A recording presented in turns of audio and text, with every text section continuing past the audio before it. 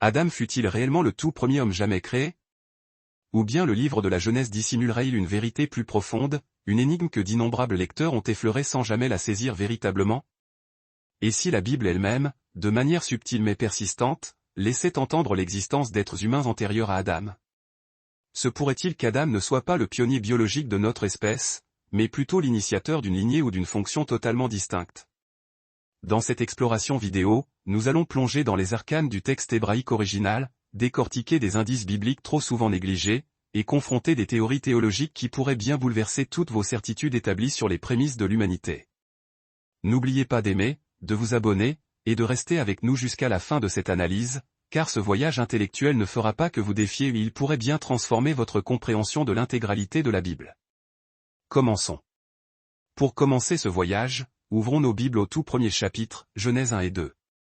À première vue, l'Écriture sainte semble offrir un récit limpide et chronologique des origines. Pourtant, si l'on exerce une lecture attentive et rigoureuse, on discerne une singularité que beaucoup d'yeux ont manqué, la Genèse ne contient pas un seul récit de la création, mais deux, et ces deux récits ne se recouvrent pas parfaitement.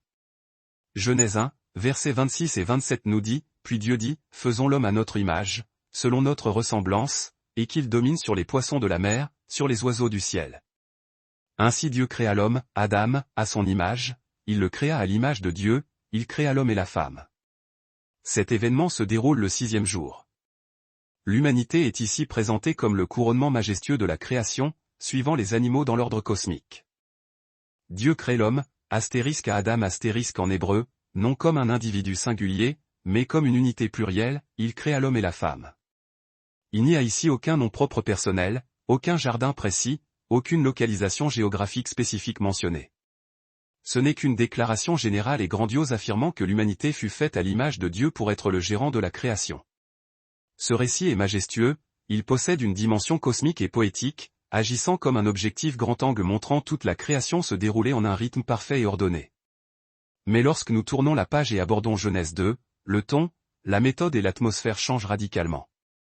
Genèse 2, verset 7, l'Éternel Dieu forma un homme de la poussière de la terre, il souffla dans ses narines un souffle de vie, et l'homme devint un être vivant. Arrêtons-nous là, former de la poussière? C'est une méthode de production entièrement différente. Ce n'est plus une grande proclamation cosmique sur l'humanité collective, c'est le façonnage d'un seul homme Adam modelé par les mains de Dieu, tel un potier travaillant l'argile brute, une scène intime et terrestre. Plus loin, dans Genèse 2, versets 18 à 22, nous lisons, « Il n'est pas bon que l'homme soit seul. » Alors l'Éternel Dieu fit tomber un profond sommeil sur cet homme, il prit une de ses côtés, de cette côte, il forma la femme. Ici, la femme n'est pas créée simultanément à l'homme. Elle est issue de lui, dans un deuxième temps. C'est un récit profondément personnel, concentré, un plan rapproché saturé de détails symboliques et de théologie relationnelle. Que se passe-t-il donc ici? Pourquoi la Bible nous présente-t-elle deux versions de la création? Dans l'une, l'humanité est créée, hommes et femmes ensemble. Dans l'autre, un homme unique est formé d'abord, suivi des animaux, puis finalement d'une femme tirée de sa côte. Cette énigme a dérouté les exégètes et les théologiens pendant des siècles. Certains y voient un simple résumé, une sorte de gros plan intime après la prise de vue grand angle de Genèse 1. D'autres, adhérant à l'hypothèse documentaire classique, y décèlent deux récits distincts, rédigés par des sources ou traditions théologiques différentes, souvent nommés yavistes, J, et éloïstes, E. Dans Genèse 1, Dieu est désigné comme astérisque Elohim astérisque, le Créateur tout-puissant et transcendant. Dans Genèse 2, il devient astérisque Yahweh Elohim astérisque, le Seigneur personnel, immanent, Dieu de l'Alliance. Ces noms différents ne font-ils qu'effleurer des strates de révélation profondément distinctes? Mais voici la question fondamentale, ces récits sont-ils contradictoires ou sont-ils complémentaires? L'interprétation la plus intrigante suggère que Genèse 1 décrit la création de l'espèce humaine en général, l'apparition biologique de Homo sapiens sur la Terre, l'humanité. Genèse 2, en revanche, se concentre sur l'élection d'un individu spécifique, Adam, qui est choisi, placé en Éden, et investi d'une mission spirituelle unique. C'est comme si Genèse 1 nous expliquait quand et comment l'humanité fut créée biologiquement, tandis que Genèse 2 nous expliquait pourquoi Adam fut choisi et nommé. Et voici l'élément le plus fascinant. Genèse 2, verset 5, juste avant que Dieu ne façonne Adam, énonce, aucun arbuste des champs n'était encore sur la terre, et aucune herbe des champs n'avait encore germé, car l'Éternel Dieu n'avait pas fait pleuvoir sur la terre, et astérisque il n'y avait point d'homme pour cultiver le sol astérisque. Il n'y avait point d'homme pour cultiver le sol. Dieu a-t-il formé Adam astérisque précisément astérisque parce qu'il manquait sur terre un être doté de la capacité spirituelle ou agraire nécessaire pour prendre soin du jardin d'Éden? Ceci nous suggère qu'Adam n'était pas simplement le premier homme, mais plutôt le premier intendant assigné, le premier prêtre, le premier porteur d'image divine investi d'une responsabilité céleste et terrestre. Nous devons donc nous demander, Adam fut-il le premier être humain au sens biologique du terme, ou fut-il le premier homme de l'Alliance, mis à part dans un temple-jardin pour une mission qui allait déterminer la destinée spirituelle de tous ceux qui allaient suivre? Deux récits de la création, deux tons distincts, un grand mystère unifié. Et maintenant, l'interrogation s'épaissit, si Adam fut placé en Éden astérisque après astérisque que l'humanité ait été créée en Genèse 1, alors qui étaient ces gens qui vivaient astérisque en dehors astérisque du jardin? Restez avec nous, car l'exploration qui suit pourrait changer votre lecture de la Genèse à jamais. Revenons à Genèse 2h5. Un verset silencieux, souvent ignoré, mais chargé de sens profond. Et il n'y avait point d'homme, astérisque Adam astérisque, pour cultiver le sol. À ce moment précis de la narration, la création physique est en place. La terre est formée. Les eaux coulent.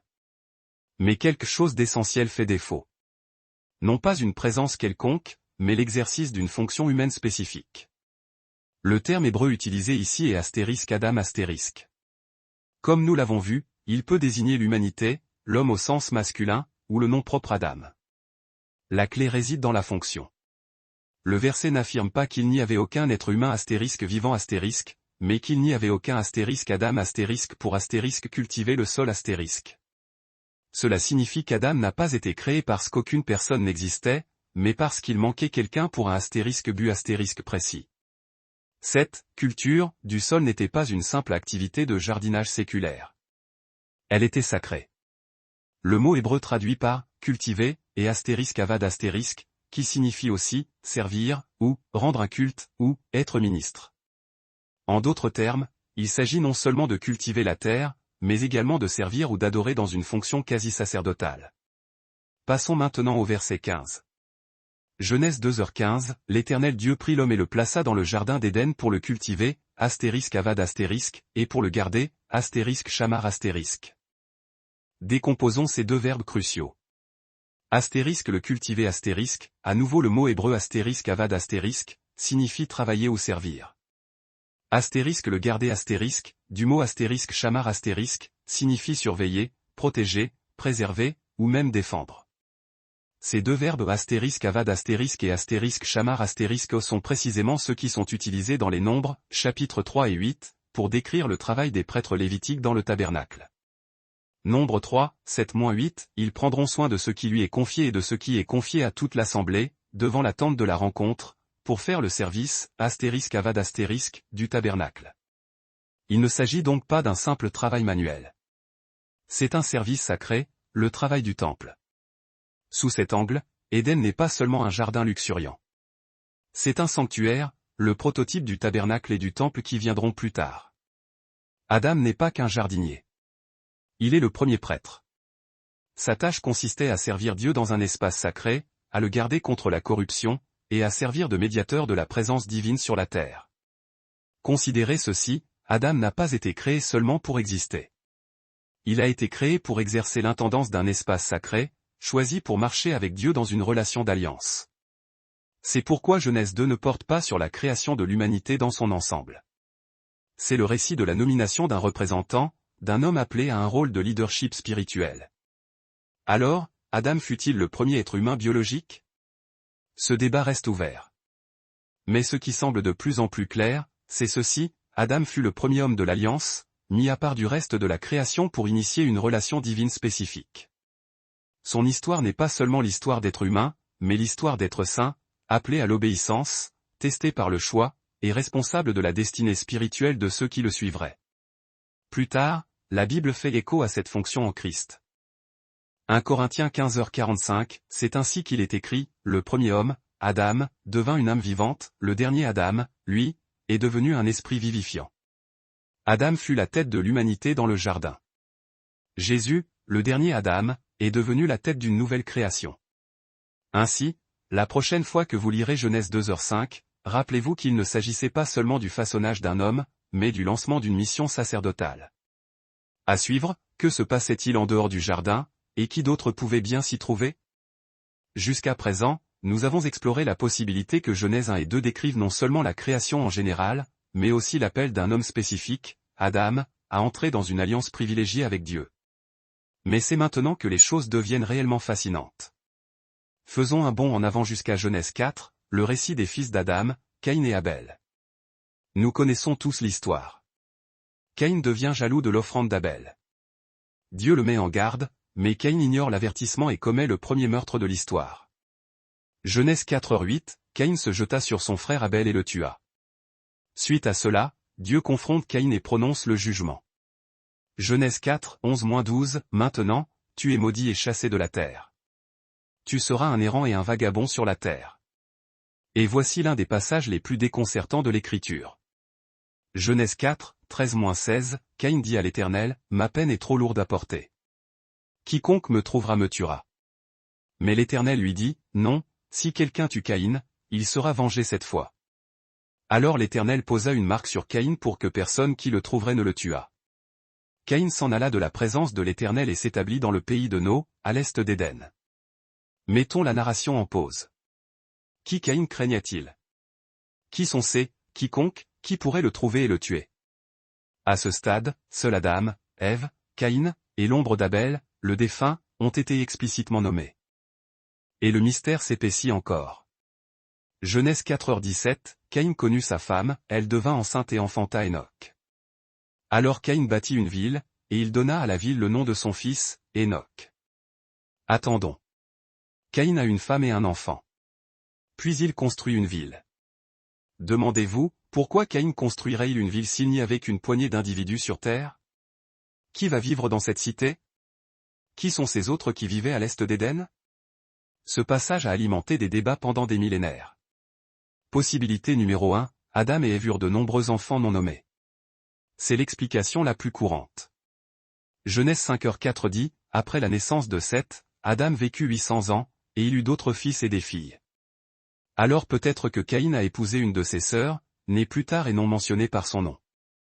C'est une explication logique pour éviter le problème des « autres », mais elle soulève d'autres préoccupations. Une audience primitive aurait-elle considéré l'inceste comme la norme? Le narrateur n'aurait-il pas clarifié ce point pour éviter toute confusion ou malaise théologique?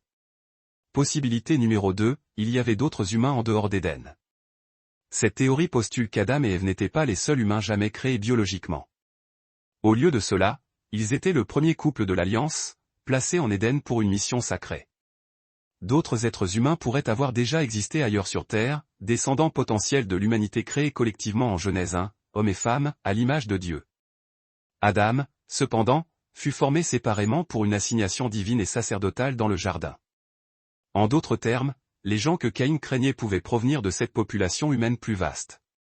Sa femme pouvait être issue de la lignée extérieure au jardin. La ville qu'il a bâtie aurait été peuplée par ces « autres ». Cette idée n'est pas nouvelle.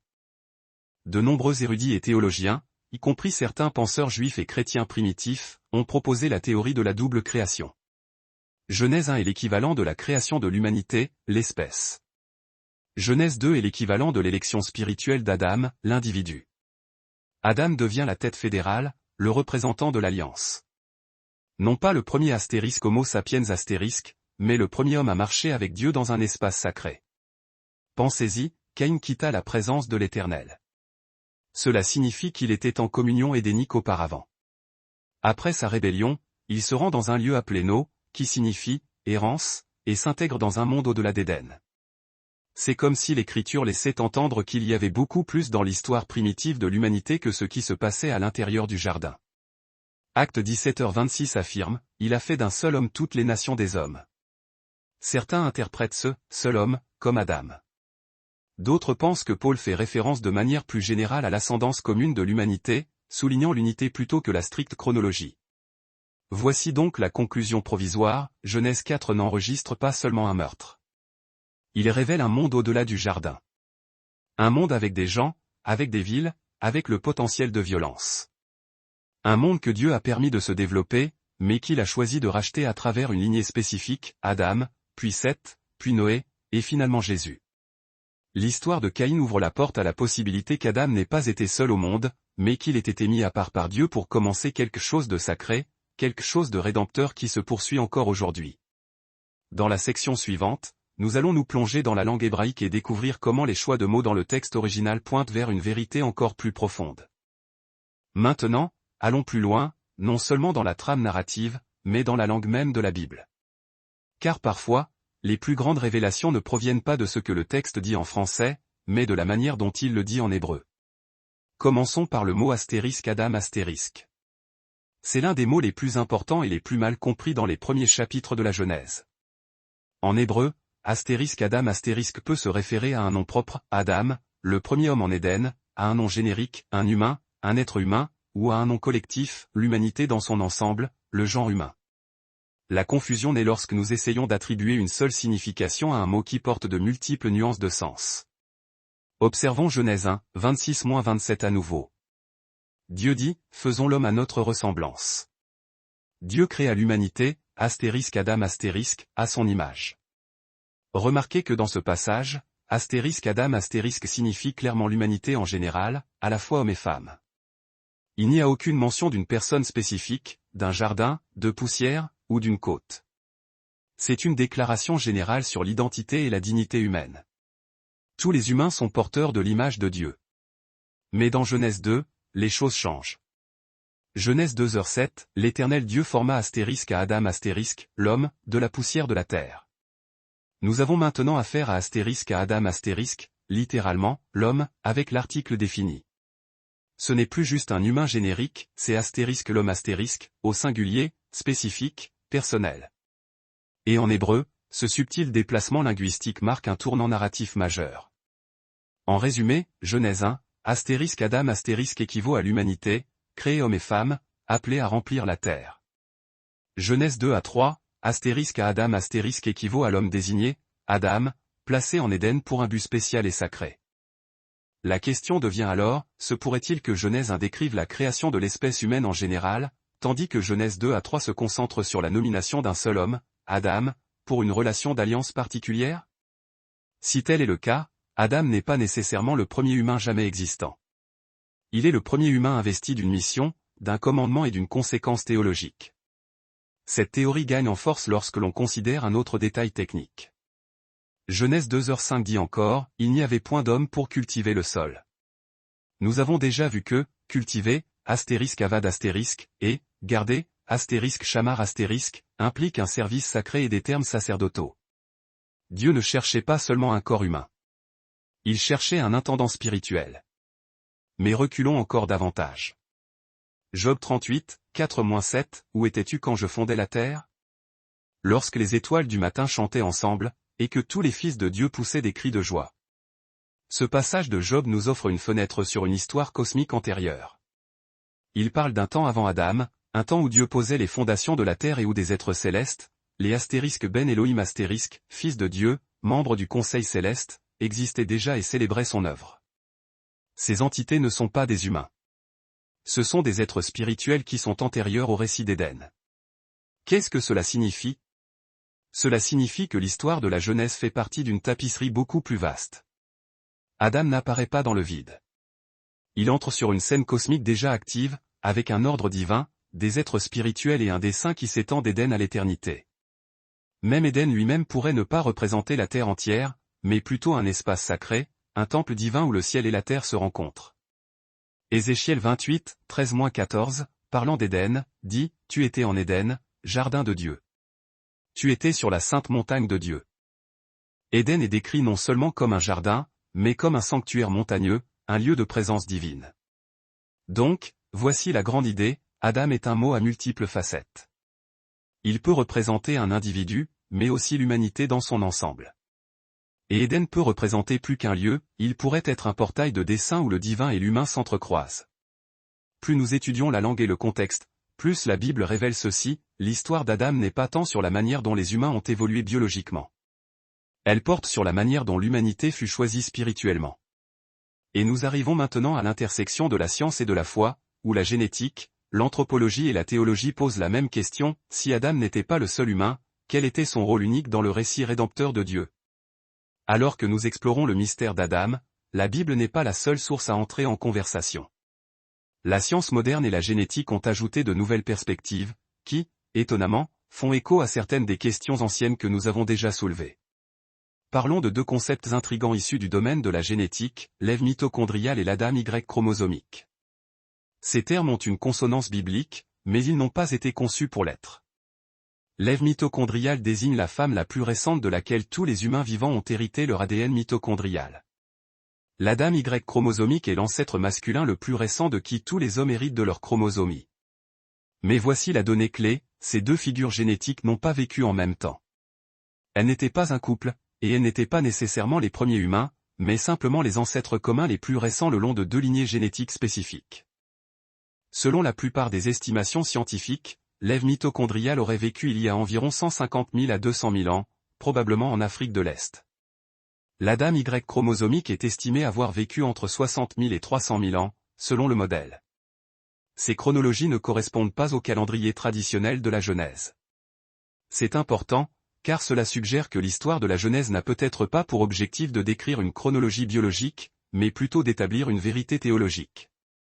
Voici une question vitale, se pourrait-il que la Bible ne nous parle pas des premiers humains d'un point de vue scientifique, mais des premiers humains entrés en alliance avec Dieu? Revisitons Romains 5h12. C'est l'un des versets du Nouveau Testament les plus puissants sur ce sujet. Romains 5h12 dit, « C'est pourquoi, comme par un seul homme le péché est entré dans le monde, et par le péché la mort, et qu'ainsi la mort s'est étendue sur tous les hommes, parce que tous ont péché. » Ce verset introduit l'idée de la tête fédérale. Adam est le représentant de la condition humaine. Paul ne se préoccupe pas de l'ADN ou de la génétique. Il se préoccupe de la conséquence spirituelle. Lorsque Paul dit que le péché est entré dans le monde par un seul homme, il n'affirme pas qu'Adam était le seul homme vivant sur terre, il dit qu'Adam fut le premier tenu responsable dans une relation d'alliance, le premier à recevoir une loi morale et le premier à la briser. C'est pourquoi Adam est important, non pas en tant qu'ancêtre génétique exclusif de tous les peuples, mais en tant que source de la conscience du péché, le point de départ de notre exil spirituel. Faisons une analogie. Pensez à Noé. Toutes les personnes vivantes aujourd'hui ne descendent pas génétiquement des fils de Noé d'une manière isolée. Mais dans le récit biblique, Noé est le maillon de l'alliance entre l'humanité pré- et post-déluge. Adam joue le même rôle. Il n'est pas seulement un homme dans un jardin. Il est le point de départ de la responsabilité spirituelle, celui par qui le péché et la mort sont entrés dans le monde de l'alliance. Maintenant, rassemblons science et théologie. La science nous dit que les humains existaient en grande population. L'humanité a émergé à travers de longs processus complexes. Les ancêtres génétiques sont statistiques, et non des prototypes individuels exclusifs. Mais la théologie nous dit que Dieu est entré en relation personnelle avec l'humanité. Cette relation impliquait des choix moraux, et l'histoire d'Adam représente le commencement d'une chute spirituelle. 1 Corinthiens 15h22, car, comme tous meurent en Adam, de même aussi tous revivront en Christ. C'est tout le cadre de Paul. Adam n'est pas seulement le premier homme.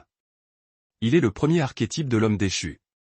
Tout comme Jésus est l'archétype de l'humanité rachetée. Et si Adam n'était pas destiné à expliquer comment l'espèce entière a commencé biologiquement, mais comment le cœur humain s'est brisé spirituellement? La Genèse n'est alors pas un document scientifique. C'est un récit sacré expliquant pourquoi nous avons besoin de rédemption. Et une fois que vous voyez cela, vous commencez à comprendre pourquoi le jardin d'Éden n'était pas la seule chose qui existait. Éden n'est pas seulement un lieu ancré dans le temps historique, c'est une puissante allégorie de la communion perdue, de la fracture originelle entre l'humanité et son Créateur. Nous allons maintenant nous plonger dans les abîmes de l'histoire théologique. Que croyaient les penseurs antiques, qu'ils soient juifs ou chrétiens, du monde qui aurait précédé l'apparition d'Adam? Est-il concevable que l'Éden ait été un sanctuaire spécialisé, coexistant avec d'autres civilisations et d'autres peuples? Nous allons décortiquer les fascinantes théories pré-adamites et écouter les échos des premiers pères de l'Église. Et si le monde n'avait pas été un vide absolu avant Adam? Et si le jardin d'Éden n'était pas l'origine biologique de l'humanité, mais le commencement de quelque chose d'entièrement nouveau, de spirituellement décisif? Ceci nous amène à l'une des thèses les plus passionnantes et controversées de la pensée biblique, la théorie pré-adamite. Cette thèse audacieuse postule que d'autres êtres humains, dépourvus du mandat divin spécial d'Adam, ont pu exister bien avant lui ou même contemporains de lui. La distinction cruciale est la suivante, Adam fut le premier homme à être intronisé dans une relation d'alliance, covenantale directe avec le Créateur. En d'autres termes, Adam n'était pas nécessairement le premier être humain à fouler le sol terrestre. Il était le premier humain choisi le premier prêtre sur terre, le premier porteur de l'image divine investi d'une mission sacrée, par conséquent, le premier à supporter le poids écrasant de la responsabilité morale universelle. Réexaminons un verset énigmatique, souvent oublié, qui a secoué l'imagination des mystiques. Ésaïe 45, 18, car ainsi parle l'Éternel, le Créateur des cieux, le seul Dieu, qui a formé la terre, qui l'a faite et affermie, il ne l'a pas créée en vain, il l'a formée pour qu'elle fût habitée. L'expression clé, il ne l'a pas créée en vain, se traduit en hébreu par tohu astérisque. Ce terme signifie, vide, informe, chaotique, c'est précisément le même mot utilisé dans Genèse 1h2 pour décrire l'état initial de la terre, tohu vabohu sans forme et vide.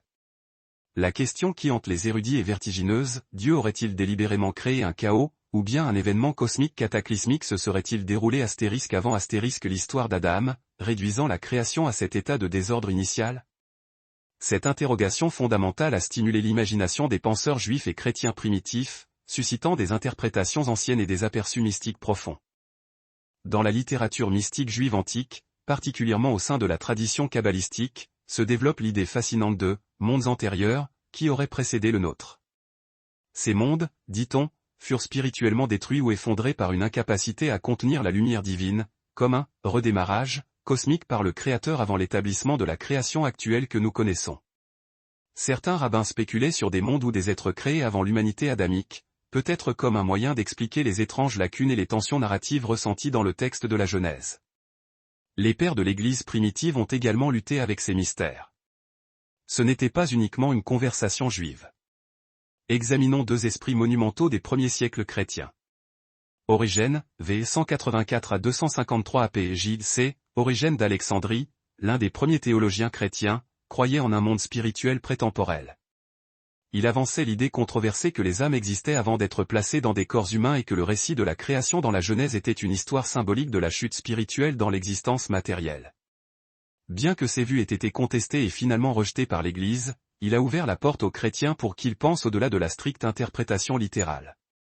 Augustin, v. 354 à 430 AP J.C., Augustin d'Hippone affirmait que les jours de la création n'étaient pas des périodes littérales de 24 heures, mais des symboles d'ordre et de dessein divin. Pour lui, le récit de la Genèse était davantage une fresque spirituelle qu'une explication scientifique détaillée.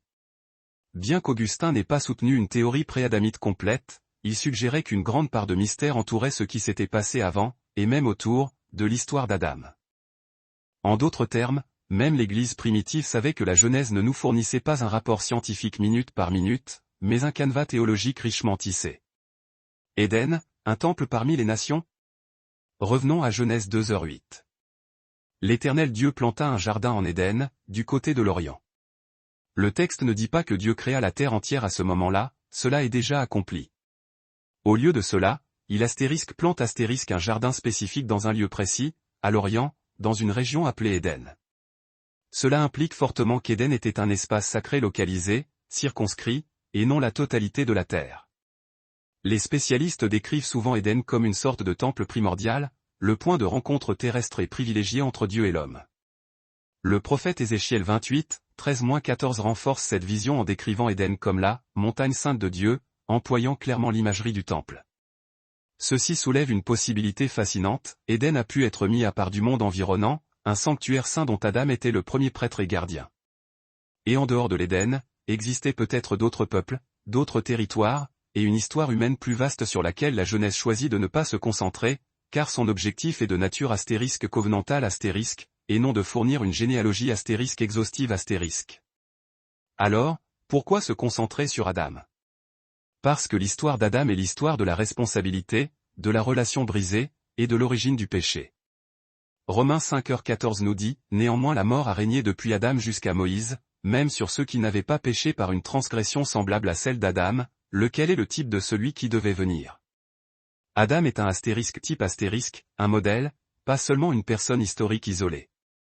Il marque le début de l'humanité placée sous l'instruction divine, avec la capacité d'obéir ou de se rebeller. Voici la grande question, Adam fut-il placé dans une création flambant neuve, ou fut-il introduit dans un espace sacré au sein d'un monde déjà habité, en tant que premier ambassadeur spirituel de l'humanité? Quoi qu'il en soit, le centre d'intérêt de la Genèse devient limpide. Il ne s'agit pas de dénombrement de population ni de chronologie paléolithique. Il s'agit de la première alliance de Dieu avec l'humanité. Et tout commence avec un homme, dans un jardin, avec un seul commandement. Nous explorerons ensuite comment le rôle d'alliance d'Adam préfigure le plus grand Adam, Jésus-Christ, et pourquoi cette histoire ancienne définit encore aujourd'hui la destinée spirituelle de l'humanité. Prenons du recul. Que d'autres humains aient existé avant, pendant ou après Adam, la Bible est claire sur un point, le rôle d'Adam est absolument unique. Il n'est peut-être pas le premier humain biologique aux yeux de la science, mais aux yeux de l'Écriture, Adam est le premier représentant spirituel de l'humanité. Considérons ce que dit Paul dans 1 Corinthiens 15h45, c'est pourquoi il est écrit, le premier homme, Adam, devint une âme vivante, le dernier Adam, un esprit vivifiant. Il s'agit de bien plus qu'un simple contraste poétique. Paul trace une ligne théologique, une image miroir entre deux figures pivots de l'histoire humaine. Le premier Adam, l'homme tiré de la poussière. Le dernier Adam, l'homme venu du ciel. Remarquez que Paul n'appelle pas Jésus le deuxième Adam.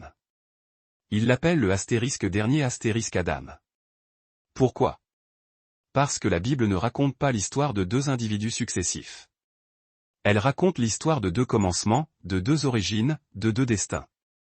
Adam est synonyme de l'origine du péché, de la mort et de la séparation d'avec Dieu. Romains 5h17 le confirme, si par la faute d'un seul homme la mort a régné à travers lui, combien plus ceux qui reçoivent l'abondance de la grâce. Régneront-ils dans la vie par Jésus-Christ, lui seul.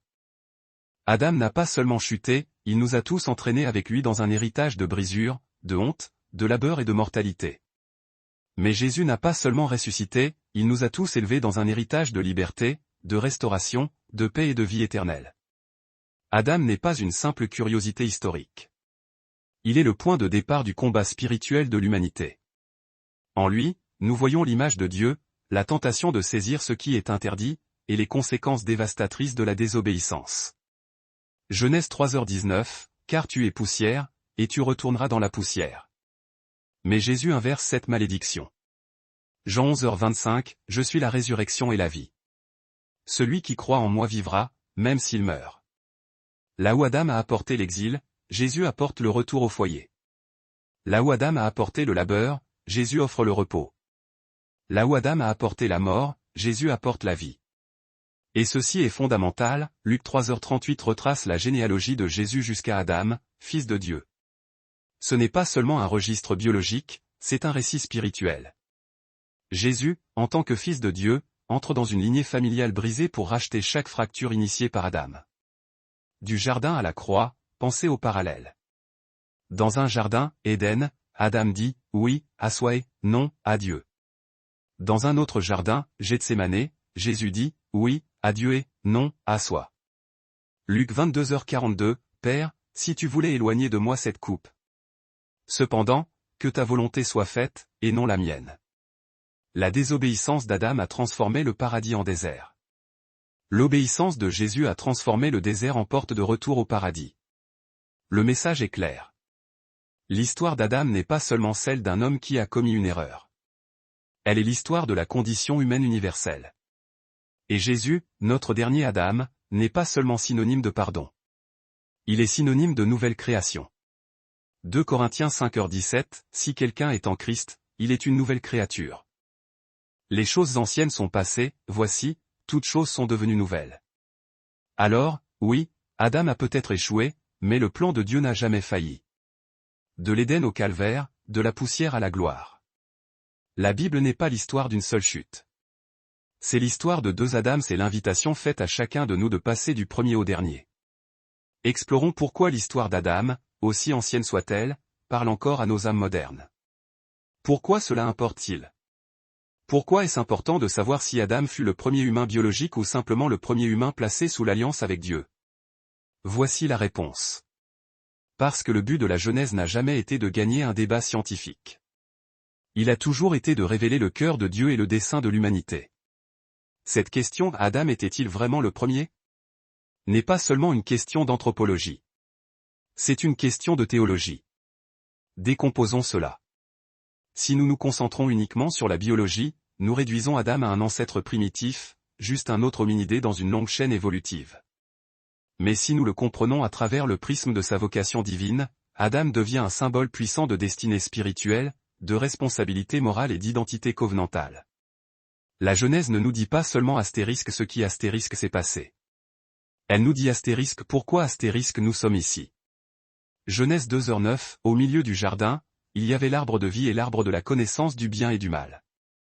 Deux arbres. L'un représente la communion éternelle avec Dieu. L'autre, le droit de définir le bien et le mal indépendamment de lui. Ce n'est pas un cours d'horticulture ancienne. C'est le drame existentiel de chaque âme humaine. Faisons-nous confiance à la sagesse de Dieu ou cherchons-nous à nous saisir de notre propre pouvoir? Marchons-nous en harmonie avec le Créateur ou nous rebellons-nous en empruntant notre propre chemin? C'est pourquoi Adam est si important. Non pas parce qu'il nous a donné notre couleur de cheveux ou nos chromosomes, mais parce qu'il reflète la condition humaine, la tension perpétuelle entre la liberté et l'obéissance, l'amour et la rébellion, le dessein et l'orgueil. L'histoire d'Adam est un miroir. Et lorsque nous regardons attentivement, nous nous voyons. Comme Adam, nous sommes appelés à gérer ce que Dieu nous donne. Nous sommes placés dans des espaces sacrés avec liberté, mais aussi avec des limites. Nous entendons la voix de Dieu, mais nous choisissons souvent la nôtre. Et comme Adam, nous nous cachons dans les arbres. Nous rejetons la faute. Nous couvrons notre honte. Genèse 3h08, alors l'homme et sa femme entendirent la voix de l'Éternel Dieu, qui parcourait le jardin, et ils se cachèrent. C'est l'un des versets les plus tristes de l'Écriture. Le Créateur marche en communion avec sa création, et sa création se cache, saisie par la peur et la honte. Mais voici la bonne nouvelle. Même après la chute, Dieu appelle, « Où es-tu » C'est la question que Dieu n'a cessé de poser depuis. Non pas parce qu'il ignore où nous sommes, mais parce que nous avons oublié qui nous sommes. Ainsi, qu'Adam ait été le premier humain biologique ou le premier humain appelé par Dieu par son nom, la vérité demeure. L'humanité a été conçue pour marcher avec Dieu. Et la tragédie de la Genèse n'est pas seulement une question de fruits mangés. C'est la perte d'une relation. Mais même au milieu de la perte, Dieu a entamé le plan de la rédemption. C'est là le véritable message de la Genèse. Il ne s'agit pas seulement de poussière, de côtes et d'arbres. Il s'agit du battement de cœur d'un Dieu qui crée, appelle et rachète. Osée 6h7 dit, mais eux, comme Adam, ont transgressé l'alliance. Adam n'était pas seulement une personne. Il était un partenaire d'alliance. Et cette alliance fut brisée. Mais grâce à Dieu, par Jésus, le dernier Adam, l'alliance a été restaurée. Pourquoi cela importe-t-il? Parce que cette histoire est votre histoire. Non pas d'où vous venez biologiquement, mais où vous allez spirituellement. Non pas comment vous avez été fait, mais pourquoi vous avez été fait. Et dans ce jardin, dans le choix d'Adam, nous voyons le commencement de tout. Mais dans l'obéissance du Christ, nous voyons la nouvelle création qui est disponible pour tous. Alors que nous avons parcouru la Genèse, la théologie, la science et l'histoire, une chose devient parfaitement claire. Il reste des mystères. Des futures découvertes archéologiques pourraient-elles éclairer davantage l'humanité primitive? Une analyse linguistique plus fine des anciens textes hébreux pourrait-elle nous donner une vue plus précise de l'intention des auteurs originaux? Une étude plus approfondie de la littérature ancienne comparée aux des tablettes sumériennes aux mythes mésopotamiens pourrait-elle fournir un contexte culturel plus riche à la Genèse? Absolument. Les spécialistes de la Bible, les anthropologues, les linguistes et les archéologues continuent de découvrir de nouvelles couches de compréhension. Et à chaque découverte, nous nous rappelons que la parole de Dieu n'est pas seulement ancienne, elle est vivante. Hébreux 4h12, car la parole de Dieu est vivante et efficace, plus tranchante qu'aucune épée à double tranchant. Mais même avec de nouvelles découvertes, même avec des chronologies plus précises, même avec des traductions plus claires, des séquences d'ADN et des reconstructions historiques, peut-être que la vérité la plus profonde de la Genèse a déjà été révélée. Elle ne nécessite ni microscope ni fouille archéologique. Elle exige seulement un cœur humble. Michée 6h8, il t'a fait connaître, ô homme, ce qui est bon, et ce que l'Éternel demande de toi, c'est que tu pratiques la justice, que tu aimes la miséricorde, et que tu marches humblement avec ton Dieu. Voilà tout. C'est l'écho d'Éden. C'est l'appel qui a résonné à travers les arbres après la chute. C'est le battement de cœur derrière l'histoire d'Adam. Non pas juste un homme du passé, mais un miroir pour chaque personne aujourd'hui. Adam n'est pas qu'une figure historique. Il est un symbole de nous tous. Comme Adam, vous avez été créé avec un dessein. Comme Adam, vous avez reçu la liberté et la responsabilité. Comme Adam, vous avez goûté à la fois à la beauté et à la brisure. Et comme Adam, vous êtes invité à marcher à nouveau avec Dieu. C'est ce qui importe le plus. Peu importe si Adam a vécu il y a 6000 ou 60 000 ans. Peu importe si l'Éden était en Mésopotamie ou une métaphore. Ce qui compte est ceci, marchez-vous avec le Dieu qui vous a créé? Vivez-vous avec justice, aimez-vous la miséricorde et marchez-vous humblement? Parce que c'est l'Éden pour lequel vous avez été créé. Et voici le beau mystère. Vous n'avez pas besoin de remonter le temps pour retrouver le jardin. Vous avez seulement besoin de retourner au Dieu du jardin. Apocalypse 2h7, à celui qui vaincra, je donnerai à manger de l'arbre de vie, qui est dans le paradis de Dieu. L'histoire qui a commencé avec Adam se termine par la restauration. Non pas par le premier homme, mais par le dernier Adam, Jésus-Christ. Alors, Adam était-il vraiment le premier humain? Peut-être pas le premier humain biologique. La science et l'écriture peuvent marcher sur des lignes de temps différentes, mais Adam fut le premier représentant spirituel de l'humanité. La première personne dans le récit biblique à se voir confier l'alliance, le choix moral et la relation divine. Il fut le commencement de quelque chose de bien plus grand que la génétique. Il fut le commencement de l'histoire de la rédemption, et cette vérité cachée dans la Genèse. Il ne s'agit pas de savoir combien d'êtres ont été créés. Il s'agit de savoir pourquoi nous avons été créés. Non pas pour survivre sur terre, mais pour marcher avec Dieu dans un dessein. Non pas pour vivre dans la peur, mais pour vivre dans la communion. Non pas pour être simplement humain, mais pour être le porteur d'image d'un Dieu saint. C'est l'histoire d'Adam. C'est votre histoire.